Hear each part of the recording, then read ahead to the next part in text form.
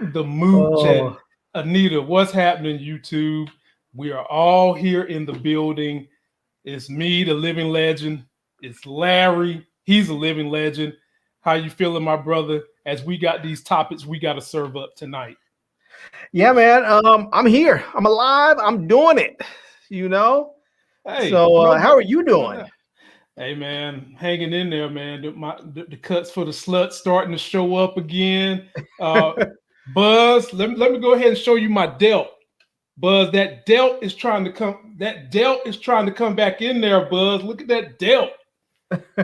Boy, it's about to be some trouble in the city, Buzz. I'm good, man. I get my shot tomorrow, my final one, man. Nice. Hopefully we can start. Us YouTubers can do some meetups, man, and do some videos real soon. So, but yeah, on the 19th, they said everybody in the country will be eligible to get the shot. So, I'm hoping when that time comes, everybody will go get their vaccine, and we can get the country back cracking. Yeah, man. Well, you can forget that. I'm just as bad as I hate to say it, man. Right now, they're saying 1 out of every 4 Americans has it. If we can just get that number to 3 out of 4, we'd be looking good, man. And my people, look who decided to join us. It's just that big homie. B. Avery is in the building, ladies and gentlemen. Yes, sir. He in here to talk it up with the fellas and let y'all know what's going on in this community. So, fellas, here are the subjects. And one of these subjects I'm doing for my man, Infinite Science. Hey, very quick, before you get going, I just want to say one thing. And it's not a fact. It's just my opinion. But, never mind. Go ahead. Okay. Yeah. Well, ladies and gentlemen, we've got a friend to the show, Infinite Science, who sent me a message. B. Avery sent me the message anyway.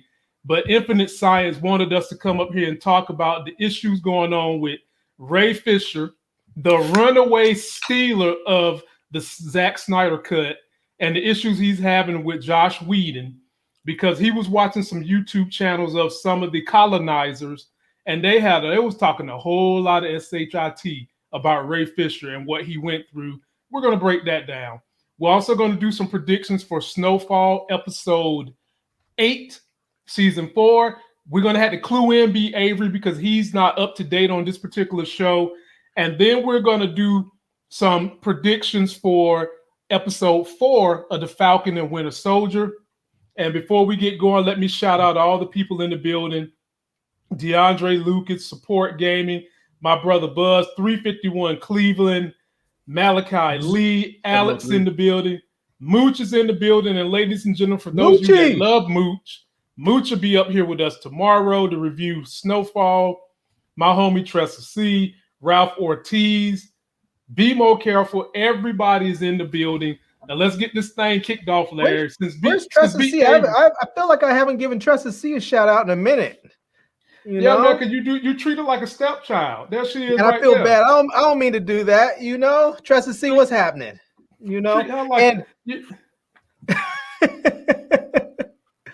And be more careful, 95. Hit me up on Instagram, man, because I still have some products that I owe you from my last giveaway, and I haven't forgot about you, and I haven't given them away. So make sure you hit me up. I need to go ahead and this guy. This guy, man. Look. I done told you, man. You, my brothers in YouTube, y'all don't have to keep doing this. Look at this dude, y'all. How is he on the camera? He's on the camera. He's sending out super chats, man. Y'all dudes, man. Lord, party started. Everybody hit. Ladies and gentlemen, whenever you super chat me, you give me an opportunity to network with other YouTubers, network with other good folks, and bring other good people into our atmosphere so that you can enjoy the entertainment and value that they bring to the table. So my brother B. Avery, I'll be paying this for it, and I greatly appreciate it. Give me time to work with some other young hot starts. So we'll get it going. Ladies and gentlemen, we're going to start off with Snowfall so that we can have B. Avery included in the conversation after this subject. But first, Larry, let's go ahead and take a look at the trailer that I broke down. and pick it apart for clues and give our predictions for Snowfall episode 8. It should be a doozy. We need to talk. You had your chance to talk to me. You chose a reporter instead. What I need from you is to put a muzzle on your father. I don't think empty threats gonna get the job done. We got money, 2 flights. We're in Havanna by dinner. From here on, you just can't trust anyone. I'm gonna kill Leon and Franklin. We gonna take his place. I'm gonna step in front of the bullet. If we don't stop this, there is no tomorrow. Looks pretty serious. So yeah, Larry, before we die, let me explain to B. Avery what the show is about. B. Avery, the show is about the crack epidemic in the 1980s in California. Right on. It stars a reporter who actually broke the story that the CIA was in cahoots with a couple of drug dealers, and they're just taking the perspective of a young African American who was one of the bigger drug dealers at that time in LA. Now, they did gender bend the reporter, but other than that, they kept the drama pretty kind of close to what was going on during that era. Cops in cahoots, cops with issues with black people, all that. So if you ever get bored, take a look and go back and check it out. We all know that's true. And let me ask you a question. Can I start with season 4 or do I got to start from the beginning?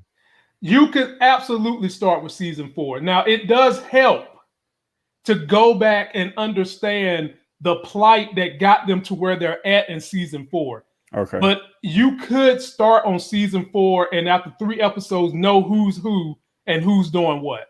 Okay. But yeah, you'll pick up on it, but you'll pick up on it, but it is nice to know sort of where everyone fits in the power structure. Even though you'll figure it out real quick, it's nice to see and understand like who Leon is to Franklin and Franklin to Leon and all that stuff. So yeah. And you know, honestly, I think the most from what I mean, you'll get that stuff really easy. I think the relationship that you'll probably benefit from the most from going back and watching it from the beginning is probably the relationship between Franklin and his uncle and Franklin and his father. But the other ones I think you'll pick up on fairly easily. Cool. Got it. Cool. So, Larry, let's go ahead and break this down so we can get into the stuff that I know B. Avery is burning on. Because, boy, ladies and gentlemen, this might be one of them episodes. You might want to turn on your DVRs that you got for YouTubers because we about to launch some nukes when we get done with this. So, Larry, first segment, the first thing we see in this trailer, Larry, we see the mama and the daddy talking. The daddy is basically telling mama, look, you know, I want you to come with me to Havana, Cuba. We can fly away. And then they actually show an airplane flying away, Larry. Oh, whoa. Y'all start going, oh, what? There we go. Oh, damn. Buzz. Shout out to my mom who passed on the same day as MLK passed. Oh, man. Let me take this picture down. Buzz, mama, rest in peace. I know you're in heaven doing very, very well. And all I can say is the legacy of your son is one that tells us what kind of woman you was. You have an outstanding son who gave his life to service as long as he could and continues to empower young men and sisters on this YouTube and in his daily life. We want to wish you well wishes while you're up in heaven, chilling with God and Jesus, and just know that your son is doing your good work down here. So, Buzz, we appreciate that, man. You know what's crazy, Buzz, is that my sister was born on the same day. So, you know, there's life, there's death. It's a crazy thing, but I guess it's the way the world works, man. Circle of life. But yeah, man, I'm sorry for it. That's one of those things. It's like, you know, when you have such a date that you all, I mean, it's not like people ever forget the date that their parent passed, but when you have such a big day, you know, attached to it, it's like if someone passes on Christmas or your birthday or something. So anyway, we appreciate you, Buzz. Larry, long story short, is the mama going to go with the daddy? Why are they teasing us with this airplane flying overhead? He's saying they got tickets to Havana. Are they going to go anywhere? No, I think that's probably more so. I mean, it may be Reed heading out somewhere again, or it could be that, you know, it could be It could be them flying out somewhere working on their expansion. Mm-hmm. But it's hard to say because it looks like from the trailer, it looks like all the whole squad is there back in California and LA. So it doesn't look like anybody's out and about. So I agree with that, Larry. Daddy might be on that plane, but Mama right here, she ain't going nowhere. And she just signed that deal last week with her son for the real estate. So she's trying to go clean, legit. She's not going anywhere. This is a perfect little trailer fake, and we not going for the head bob, Larry. We not going for the pull up pump fake. We're not going for it. Forget it. Yeah. Someone said that airplane is Reed coming back. That could be it. That could definitely be it. But it looks like the plane's taking off because it's heading up. So I mean, it could be him taking off and coming back home, but it could be it. Hey, look who said it. We can't even debate because she take notes. So if Moochie said, that's probably what's happening. All right. Brandon, you see the show with Moochie. Moochie breaks out a notepad like she was in college. I'm telling you, like y'all, when Moochie do these reviews with us, it's like having CSI on TV show reviews. The chick have out her notebook. She got 3-4 pens she used for special notes. I'm telling you, we got to get that highlighters. Yeah, man. She do it. All right, Larry, here we go. Franklin finally gets to meet up with Teddy. He done told Teddy what's going on. He done told Teddy his daddy done spilled the beans to the reporter. And Teddy's saying, you need to put a muzzle on your daddy. Larry, is he going to muzzle his daddy?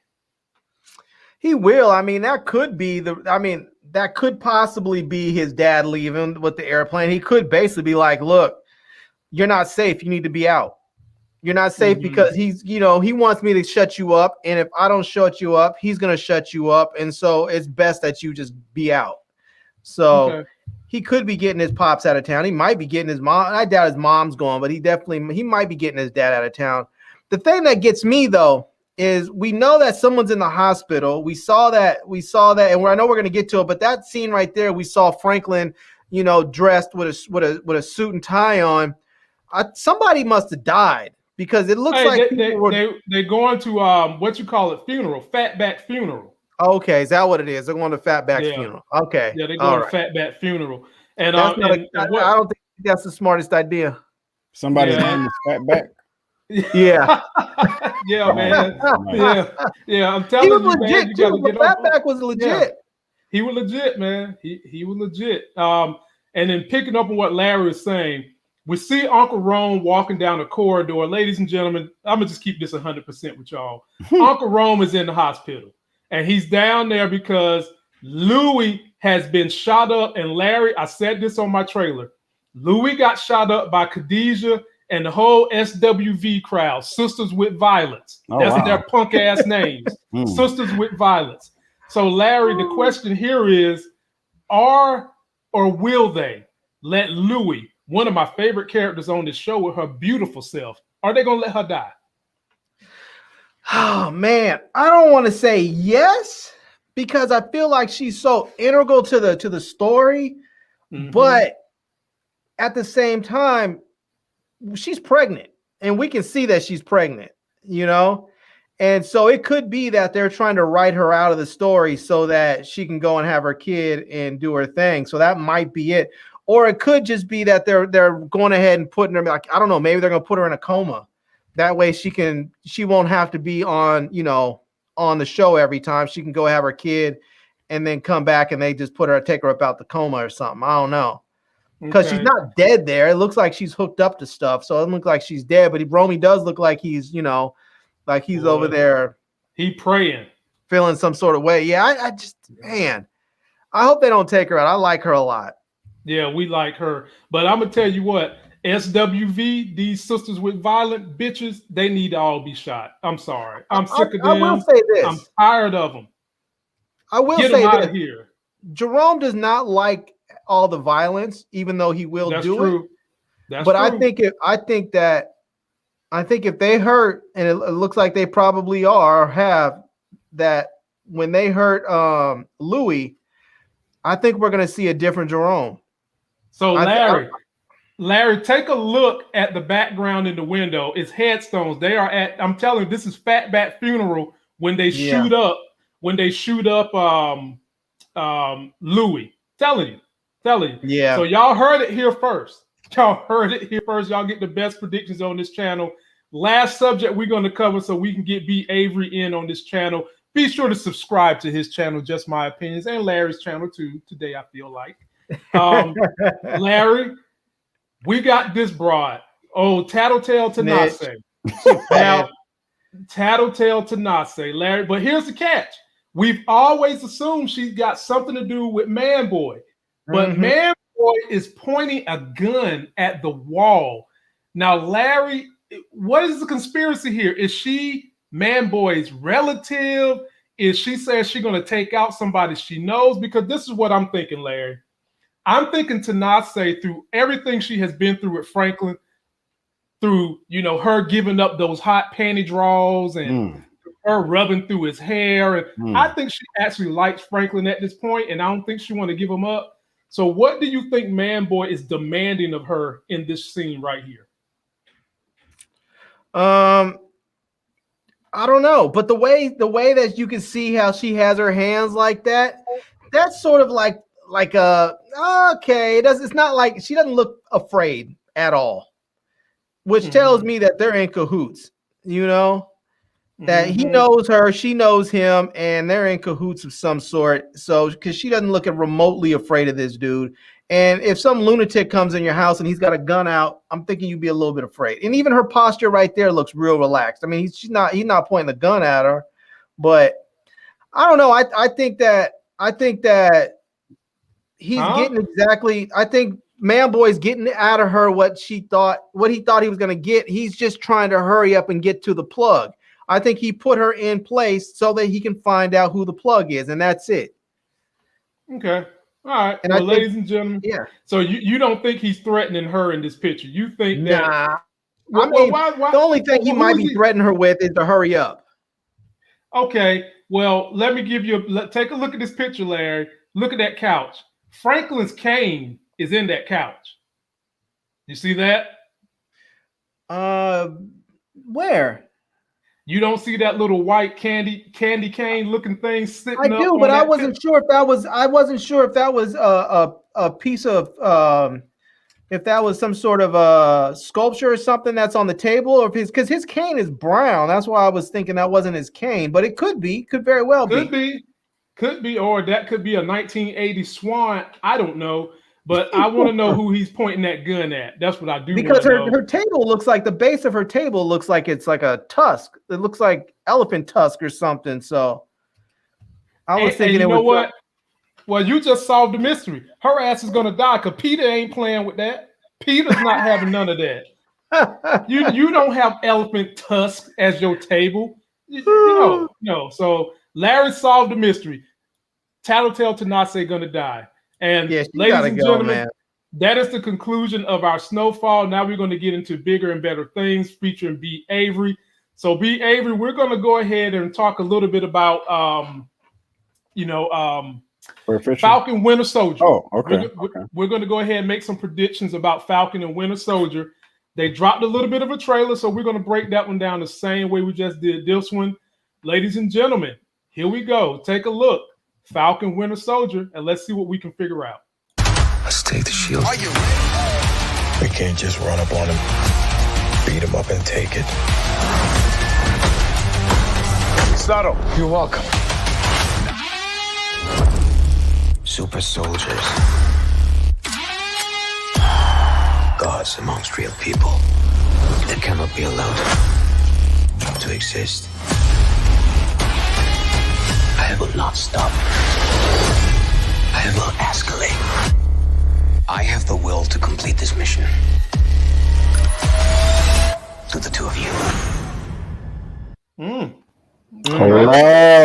Okay. So B. Avery, we're gonna do this not completely clip by clip, but mostly clip by clip, especially the stuff that we haven't seen before, because some of the stuff we've already seen. Correct. So we start out, we see U.S. government agent Captain America. They just dropped his fake ass right here in this warehouse where it looks like there was about to be a battle scene. Do you think, B. Avery, this is the episode where they're going to actually take the shield back? Because they had that discussion in this trailer. Yes, I sure do. That was the first thing I was going to say. I think that Sam is going to get the shield back. At the very least, by the end of the episode, and I can't wait for it. I can't wait for it. Now, for some reason, I don't think that this scene right here is in episode 4. It could be, I think it may be episode 5, but I do think by the end of this, either we're gonna get a reveal of just how big of a douche he is, and or he's not gonna have the shield, or Sam is gonna have it. So I can't wait for it. I mean, and go back to that picture, man. You can see that he's unraveling the other one with him. Yeah, you can see that he's unraveling, both not at the seams. He's not clean shaven no more. You can see the frustration in his face. Like, what did I get myself into? I think I bit more off than I can chew. This Captain America business is hard, And so I'm here for it. I'm here for it. Boy, ladies and gentlemen, let me tell you something. When you have such outstanding young black talent as B. Avery and Larry, they pick small details that the average naked black eye can't see. B. Avery just picked this man apart and said he need to go shave his little punk ass. Look at him, and he's right. He's right. And now, B. Avery, you know what this tells me is going to happen? What's that? If they take that shield from his punk Asian ass this week, that's going to make him go over the top to get that serum. Yeah. Look at Larry. What you think? Nice call. Yeah, he's going to go get that serum. If not for anything else other than to go so he can fight and get the shield back, because he knows he's not going to be able to get it on his own. Nope. So, but yeah, I think he's going to go get it. I want to know if his little punk ass sidekick's going to get it too. So probably Captain Buckwheat. Yeah. Yeah, Captain Buckwheat is going to get it too. So just going hard on him. Yeah, I mean, man, we have to, man. We have to. There was somebody else that called him Captain Coon or something like that.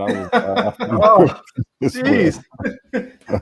Well, it don't make sense that you a brother. You got more sense than this guy. You might not be as decorated of a veteran, but when he keeps relying on you for a lot of his decisions, and all you keep doing is shoving your nose up his hind parts, and we keep seeing darker brown on your nose than the rest of your body, that tell you what we need to do. Simple as that. I mean, don't get me started, because y'all know I got jokes now. I can do it, but I try to tame it down because I let Larry take over the new jokester on this channel. Hold on, real quick. If we already went over this joke, my bad. But have we talked about his edge up, his hairline? Have we talked about which one? Which one? Buckwheat? Buckwheat. Oh yeah, we destroyed him today. E-Man was up here. Okay. We I just want to make sure. I mean, because I want to say one of y'all said it looked like Ray Charles put a bowl on his head and gave him a haircut. I forgot which one of y'all said, and I was like, "Damn, it's already." Man. I can't go with the brother on his hairline. I'm gonna leave that one be. That's an indicator, man. Yeah, that's an indicator. So, fellas, this is what I always wanted to know, and then I'll get us back on mission. This is what I want to know. If this shield, if Captain and everybody can take this shield and it can go through in which one was that? Captain America Winter Soldier. He took the shield and he threw it so hard it went through a truck. How is it that they can catch this thing with their hands and not be damaged? Especially Sam. It's a good question, man. Because it's vibranium, it you don't get all the vibrations and stuff that you get with normal metal, so you're able to absorb it easily. That's not true, because Captain America has taken people's heads off with the shield. I want to say I'm making it up here. I'm reaching, but I want to say maybe when it goes through trucks and taking off heads, that maybe it's a flick of the wrist that they do at the last minute to make it fly a certain way. Maybe it's the angles, like there you go. It's the flick of the wrist. Maybe the shield is the aerodynamics. Sentient. Yeah. Maybe it's sentient and it knows your intent. There you go. So it's like Thor's hammer. Yeah. See. Yeah. So there you go. And maybe if Sam is worthy to wield the shield, maybe he can go ahead and grab the hammer too. What's up, Zia Latrice? Yeah, and that's a good question. Who has the hammer right now? Because if Cap doesn't have it, Who has it? He took it back. Remember? He took it back. Oh, he did. Yeah. So then who has Stormbreaker? Thor does. So he has both of them. No, man. He took the hammer back and he kept Stormbreaker. Yeah, Cap took Mjolnir back when he went to. Right. So I'm wondering who has it. That was my question. The Thor. The Thor in the older version has it. He just went and dropped it out. He probably didn't have it. He probably just dropped it off in the room and left. Yeah, because you remember everything when they were shrunk happens on a completely different time scale than what reality is doing. So they basically went back in time. Okay. Thor probably was sleeping the whole night.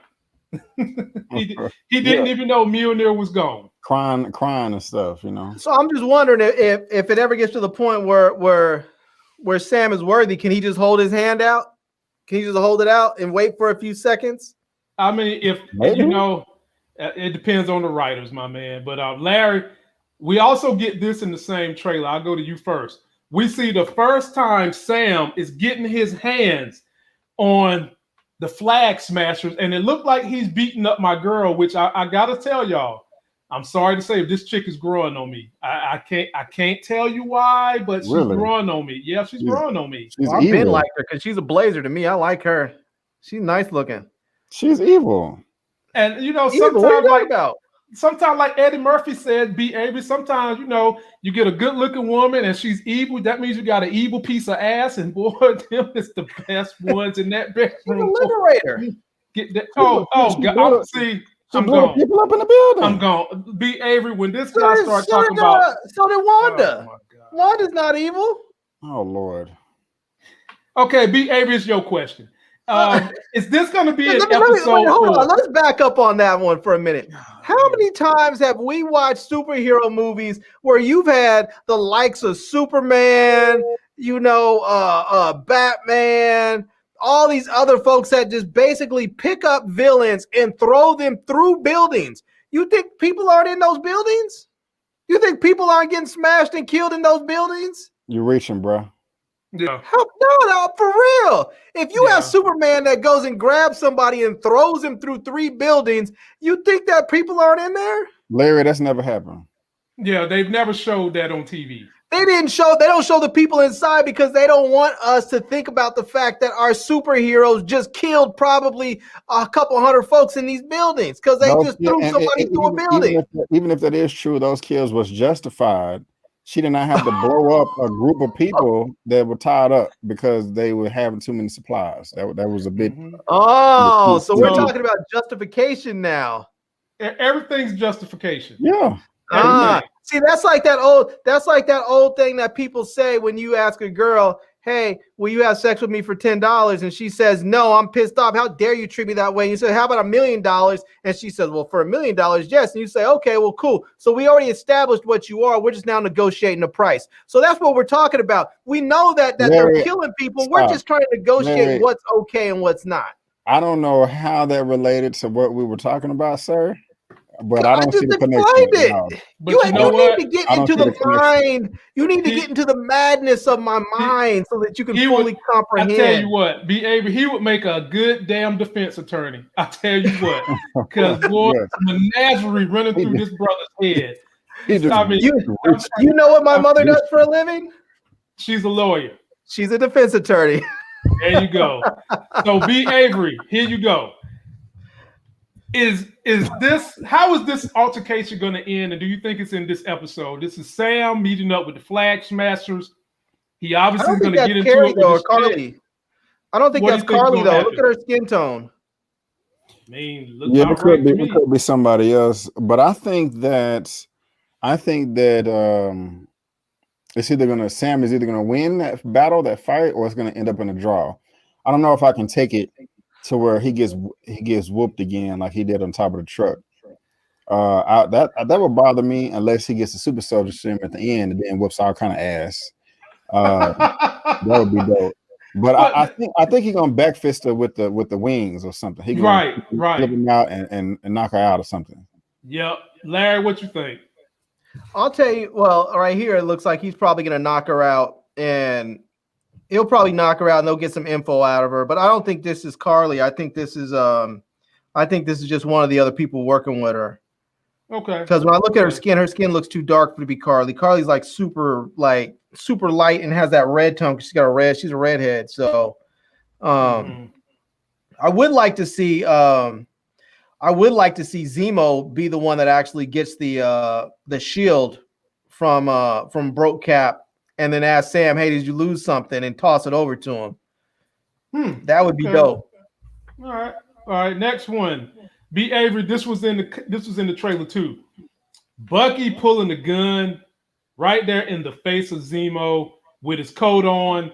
Is this in this episode? Because Zemo has these intentions, and I think we just need to go ahead and put this on out there, B. Avery. Zemo wants everyone who has any super soldier, anything in them. He wants them dead. Right. Who has some super soldier in them? The guy holding the gun in his face. And he's basically saying in this trailer, I'm going to get rid of all y'all through you. And then we wind up seeing Zemo standing in front of this. Looks like something dealing with his government. It looks like some families that might have died in Sokovia, some kind of memorial from what happened with the Avengers. Do you think that they're going to get into an outing in this episode, or would they save that for the last episode? I think this is going to be this episode right here.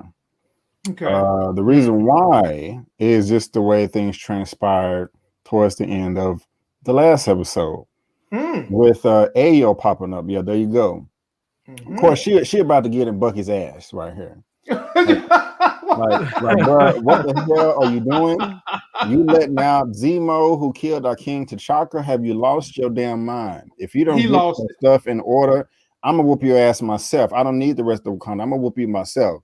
And so that's gonna escalate things. He like, okay, yo, I know y'all saved my mind. It's kind of complicated. She could be like, I don't give a shit. You know what I'm saying? What's going on? And so Zemo, and so that's gonna frustrate. Oh, got another one. Mike Willie. Big Mike, appreciate you, my brother from another up in Detroit. Again, Mike, when you and everybody super chats me, you allow me to network with other great YouTubers. You allow me to network with you guys, my audience, who are trying to build YouTube channels and get some information. Greatly appreciate it. Continue to rock with us. But finish your soliloquy, B. Avery. Yeah, so that's going to escalate the situation, make tensions arise. And Bucky's going to get frustrated. Like, look here, man, we're trying to get in and out. Stop effing around, okay? If you try to run, I'm going to shoot you, a pistol whip you, or something like that. I got AO on my back over here. You know what I'm saying? I don't want one of them Wakanda spears up my ass. Do what I say. You know? And so I think all this is gonna go down. And I know, Larry, we talked about last Friday. I think this episode, like, you know, how you haven't been as impressive as you wanted to be. I think that this episode 4 is really gonna turn up the heat. And this is an example of that. Yep. All right, Larry's your go. What do you think about this whole entire scene? Take a look at this. Zemo's coat. Body of water. Body of water. I didn't even notice that. Yeah, it looks like they're there. It looks like they're maybe in Russia or Sokovia. Where? Sokovia, I guess. Sokovia used to be what, a Russian satellite or something. It looks like that. It looks like the text down there is written in Cyrillic. So, okay.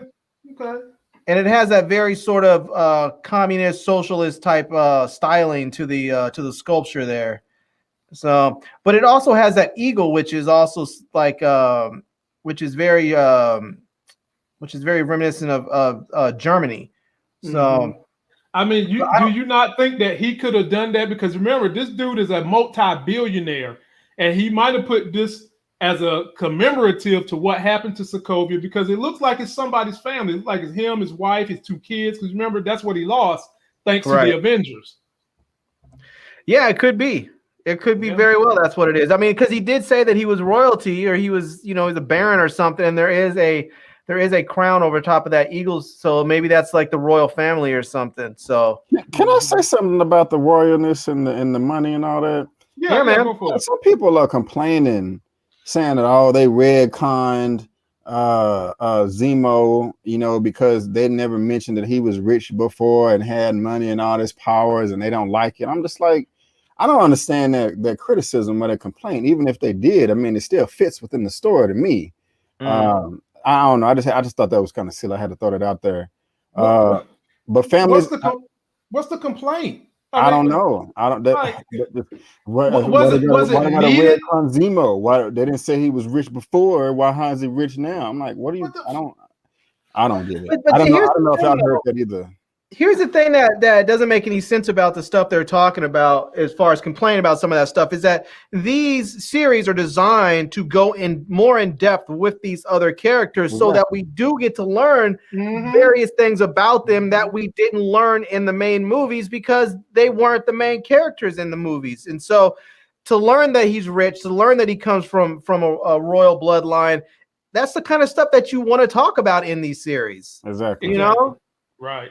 And thank you, Family Dad Cooking. Thank you. Sir. Thank you, Family Dad, for holding us down, man. You're giving me more time to network with you guys, my audience, and other YouTubers to keep you guys fully entertained and get the Black experience only the way we can give it to you.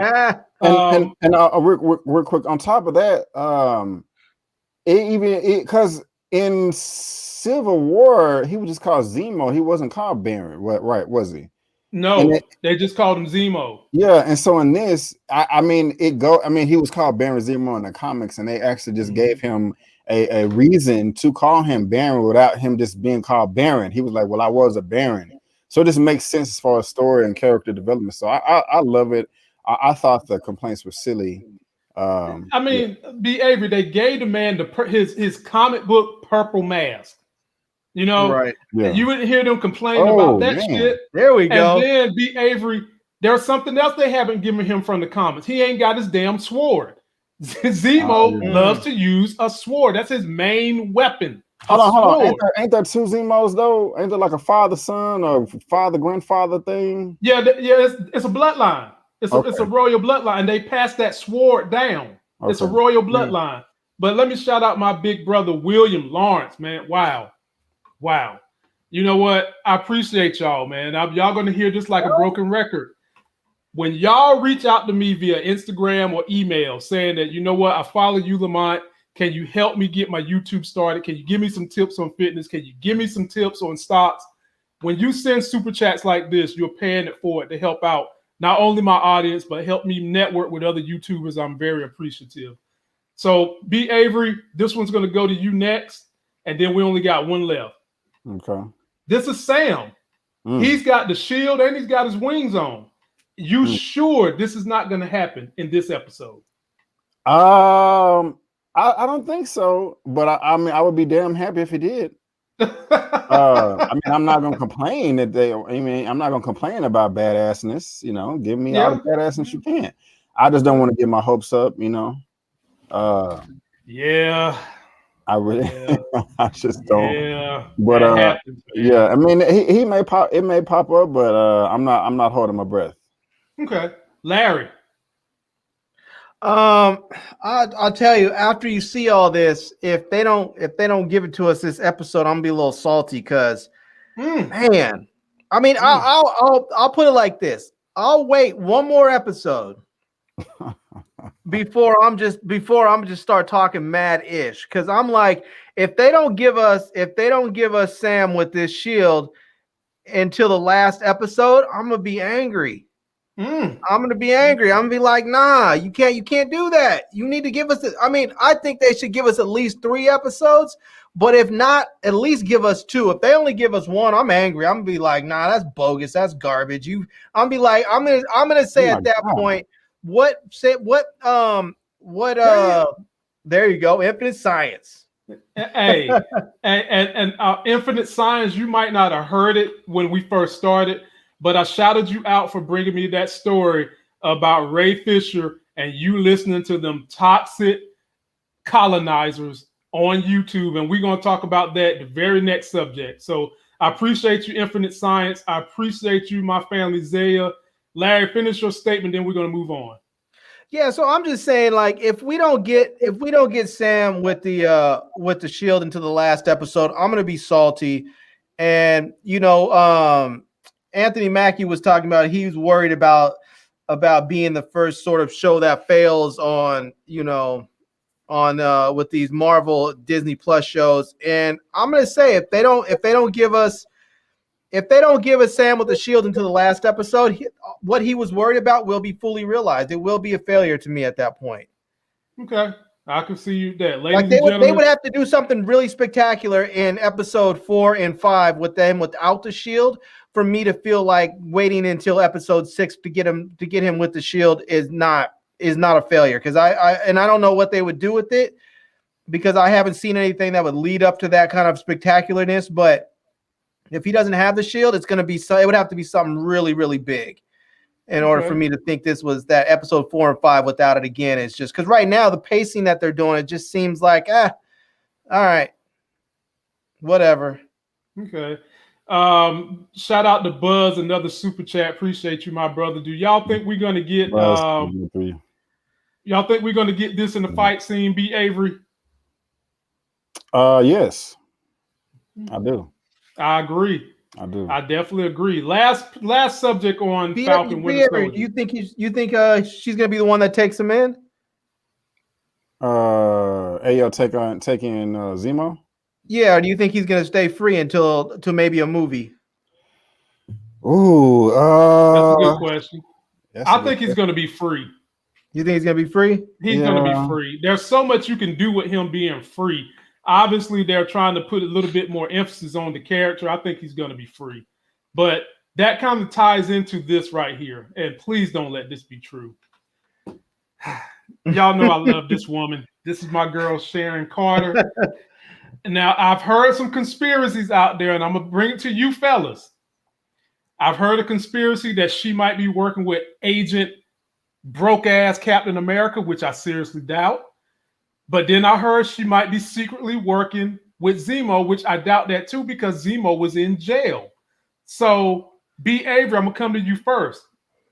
What is the deal on Agent 13, Sharon Carter? I don't know, man. It's clear that she got some shady dealings. I know it's also been speculation that she may be the power broker.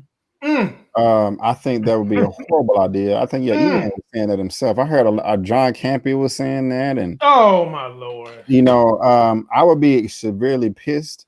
But however, I will accept if she works for the power broker. If she is the power broker, I'll be disappointed.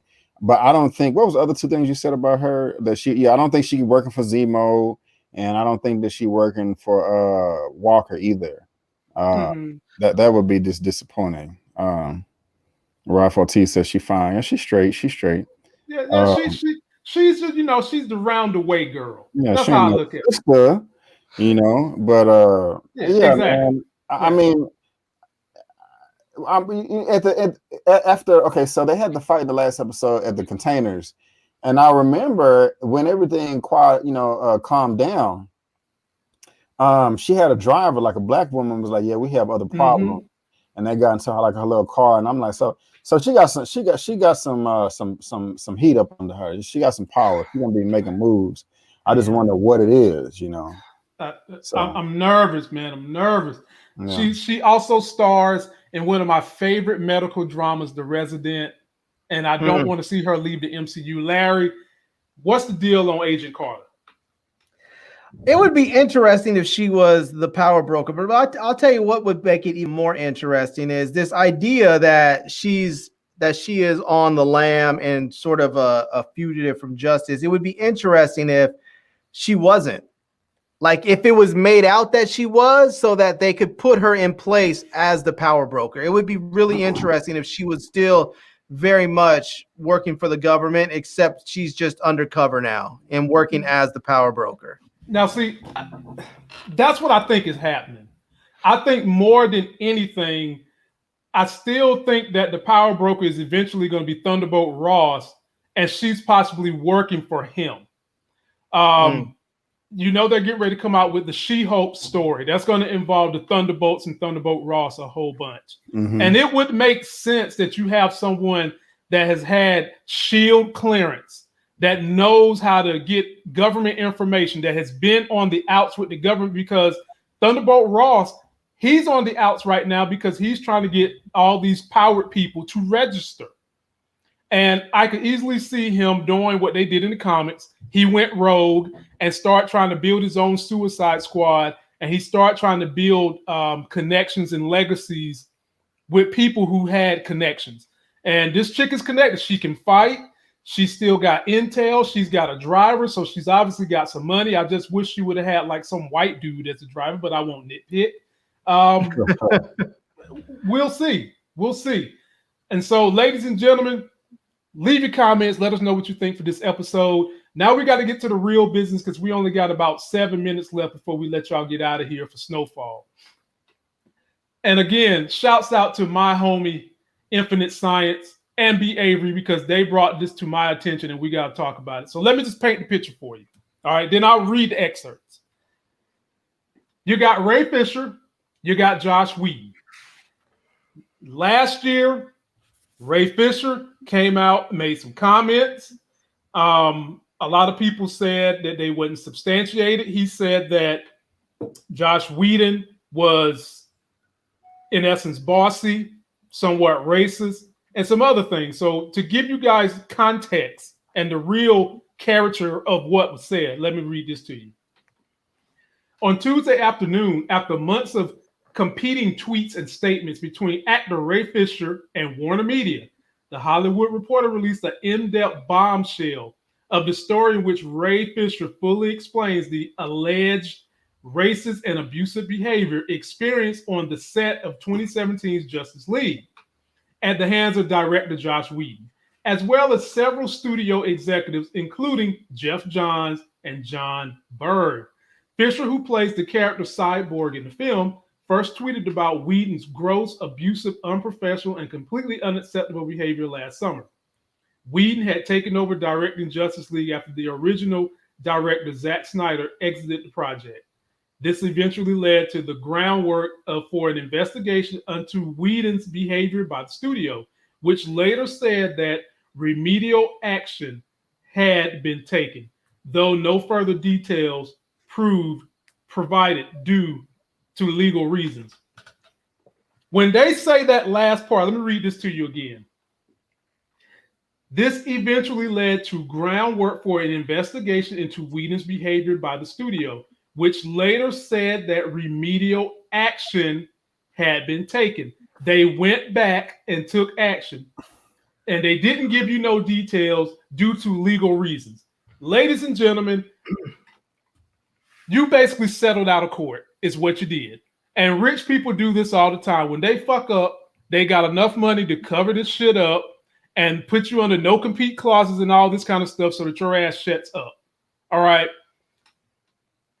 We have had a whole lot of Anglo-Saxons that do YouTube, do Twitter, have social media presence, have podcasts, claim that Ray Fisher was race baiting and that it was nothing, blah, blah, blah. Clearly, the studio ain't think that, because let me put this back up again. Remedial action has been taken, and they can't give you the details due to legal reasons, meaning that someone got paid off and hushed up because they don't want it to get out about what the hell Josh Whedon did. And before I give it to the fellas, let me make another point so that you damn colonizers can quit trying to say that people's race baiting and all this other bullshit when it's been happening for years and y'all want to turn a blind eye. Guess who else got into allegations with Josh Whedon, fellas? Take a wild guess. Another person on the same set. Take a wild guess. Could he not only be a racist, but a sexist too? Mm-hmm. Okay, Here you go. Let me read this. Gal Gadot has responded to reports of an on-set dispute with replacement director Josh Whedon during the film's reshoot. Whedon has been at the center of controversy after being accused by Cyborg actor Ray Fisher of abusive, unprofessional behavior once he took over the film from the original director Zack Snyder. Whedon has declined directly to respond to these allegations. The latest allegations come from a long-form interview with Fisher in The Hollywood Reporter, where he outlined cited unnamed sources in describing Whedon's alleged mistreatment. Okay? All right. So now let's just see what Gal Gadot had to say about what really happened. Responding to these fresh claims, Gadot told the publication, "I had my issues with Whedon and Warner Brothers handled it in a timely manner. While the extent of the alleged conflict had not been known until now, Godot previously spoke about her problems with Whedon back in December. I'm happy for Ray to go out and speak his truth, she told the LA Times back then. I wasn't there with the guys when they shot with Josh. I had my own experience with him, which wasn't the best one, but I took care of it. I took care of it there, and when it happened. We have 2 stars on the same show that had issues with Whedon. How the hell y'all trying to say that Ray Fisher's claims are unsubstantiated when he not only got in it with Ray, but he done something that pissed off Gal Gadot? B. Avery, you get the floor first. Matter of fact, just to spill even more tea, it wasn't just Ray Fisher and Gal Gadot. They also, if you read that Hollywood Reporter article, and it's long as hell, man, I still got a couple of paragraphs to go. He bumped heads with Jason Momoa too, Aquaman. Yeah. It was I read that part twice or whatever. So I'm with Ray Fisher 100%. An infinity percent on this. You know, and not only was it Ray Fisher, Gal Gadot, and Jason Momoa, Aquaman, 2 or 3 other women that worked with Joss Whedon on other shows in the past 5 or 10 years came out as well and made complaints. So that's like 5 people right there. At least 3 or 4 of them are women. So yeah, this was a clear cover up. This legal manner mumbo jumbo, like you said, they were just they made a deal just like, okay, hey, let's sign these DBAs. You know, we can't get this out. You know, I mean, that Hollywood Reporter article spilled all the tea. All of it. And Warner Brothers is so shady. I don't even know if y'all remember the story when he first started tweeting. They came out with a fake story that Warner Brothers is going to be coming out with a live action Frosty the Snowman movie. I remember that. With Jason Momoa attached to it, and Jason Momoa was like, "What the hell is this? I don't got nothing to do with this. Y'all just made up a story to try to drown out Ray Fisher's tweets." And so this is horrible, and I respect Ray a ton for not being afraid of speaking truth to power and be like, look, I'm not just gonna get this paycheck. I'm not just gonna keep quiet and take this paycheck so I can, I forgot the phrase, go along to get along. No, he saw some injustices and he wanted to take care of it. So I respect him for that. I'm with him 100%. And Warner Brothers, like the people that did the stuff that's wrong, shame on them, because I'm with Ray on this 100%. Yep, Larry. Talk about Holly weird. This is the thing, right? The people that the studio executives that are trying to protect Joss Whedon and are probably friends with him and whatnot. If they're really concerned about this guy, what they should do is say, "Hey, we need to get you to stop doing what you're doing, because what's going to happen is he will eventually get blackballed for this behavior, even if it's not in the sense where the studios are blackballing him. He'll essentially get blackballed when top talent just simply says, no, I won't work with him." So when there's a script out there and they go and they send it to Gal Gadot's agent over at CAA or whoever else that what other agency they're at, and she just simply says, "No, Joss Whedon's on my do not work list," and they'll just simply say, "Yeah, she's interested in the project, but not with him attached." Eventually, what'll happen is if there's enough people out there that don't want to work with them, he'll just essentially have been blackballed. So he really needs to get his stuff under control. I mean, it just doesn't seem like it should be that hard to be a decent human being while you're at work. I mean, it just doesn't seem like it should be that hard. Right. But, some of the petty stuff they were talking about, like how he was saying, "Oh, watch me put these lines in there that I know she doesn't want to say," and then make her, do the lines. It's just like that stuff is just stupid and childish and petty. Yeah. Saying that I'll make you look stupid in the movie, and just like man, you're willing to throw hundreds of $1 million investment down the drain just so you can win a petty argument that nobody had to know about. It's ridiculous. He just want to try to flex his power. Yeah, it's very dumb. Ridiculous.